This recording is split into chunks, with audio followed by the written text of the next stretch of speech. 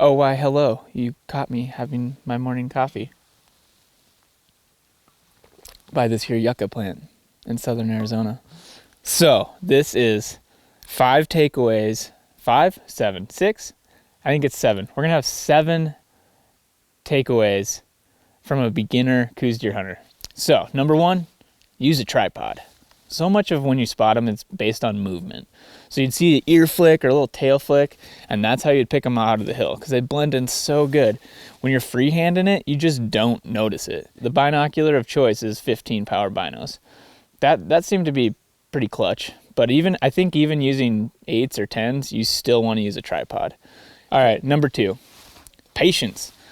That's something I can't talk this morning. More coffee.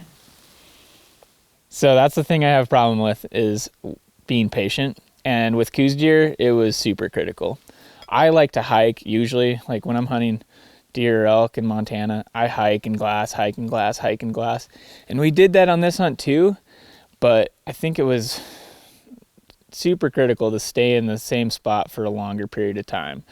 You have to be patient. You have to be willing to wait and look for them.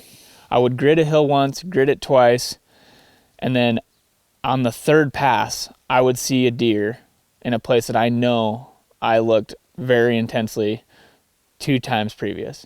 When you can pass it up twice and then pick it up on the 3rd pass, you know you're missing a ton of deer. And so being patient was just critical. That leads to number 3, which kind of ties into this: grid. Grid the hillside with your binos on your tripod. So these are all kind of coming together. Gridding the hillside slowly and meticulously and systematically, I think is pretty crucial. Number 4 would be to look close. A lot of times I get to a hill and I look, 200 yards away. I think like, oh, if there's something there, I would have seen it. Not so with the Coues deer. Sometimes the deer are close and you don't see them when you think you should see them. So look close. Don't always focus far away. 5th takeaway: bring leather gloves. I didn't have any on this trip, but I really wished I had, because everything out here is sharp and wants to poke you, and it grabs a hold of you. There's cat claw everywhere. All the trees and shrubs and just everything has spines or sharp points on it. Leather gloves would have been super handy for navigating some of these hillsides. Number 6, be comfortable shooting longer distances. Generally, I like to try to get close. If I can get close, I try to get close as I can for the shot. But just the nature of the terrain out here, sometimes those cross canyon shots, there's no other way you're going to get a shot. If you have to go on the same hillside as them, you're never going to find them again. And so you have to end up doing these cross canyon shots, and they're often 400 yards. So being able to shoot that distance was pretty critical on this hunt.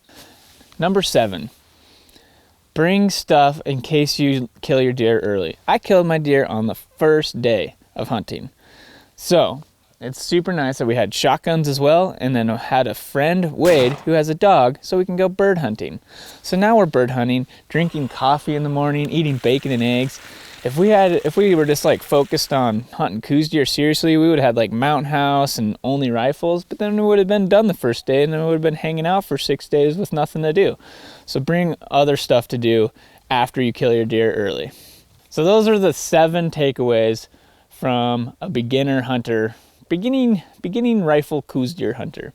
I really don't know what I'm doing, but those are just kind of the things that I've gleaned off of the people around me. And if you hunt Coues deer and have other takeaways, put them in the comments, because I always want to learn more, and I'm definitely coming back and doing this again. Let us know. Give us some more tips in the comments below.